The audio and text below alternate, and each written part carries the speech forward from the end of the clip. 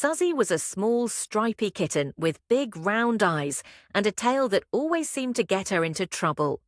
She belonged to the Butterbean Cottage family, and though she was as sweet as can be, she had a habit of poking her curious little nose into places it didn't belong.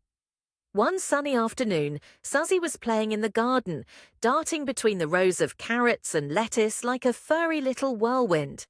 The children, Millie, George and Benny, were nearby, making daisy chains and giggling at her antics.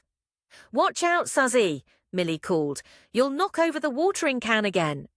But Suzzy wasn't listening. She had spotted something far more interesting. A long, fat green pod hanging from the pea plant near the garden wall. She crept up to it as if it were a wiggling mouse, crouched low, wiggled her bottom, and pounced. Crack! Split! Pop!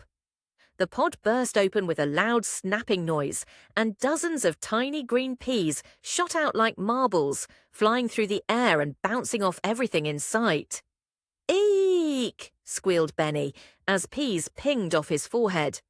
"They're everywhere!" shouted George, slipping on one and landing flat on his bottom. Suzzy leapt into the air, eyes wide, now chasing the bouncing peas as if they were a game sent from kitten heaven. One rolled into a flower pot, another flew straight into Millie's teacup. A third ended up in Benny's boot. When the chaos was over and the garden was a scene of peas and laughter, the children collapsed in giggles. "Suzzy," Millie said, scooping her up, "you split the pod. What a little rascal you are."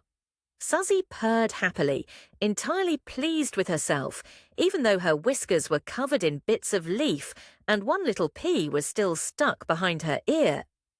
"Well," said George, brushing himself off, "next time we want some peas for dinner, we'll just give the pod to Suzzy." And from that day on, whenever the peas were ripe, the family didn't need to pick them. Suzzy took care of that all on her own, with much pouncing, popping and plenty of giggles.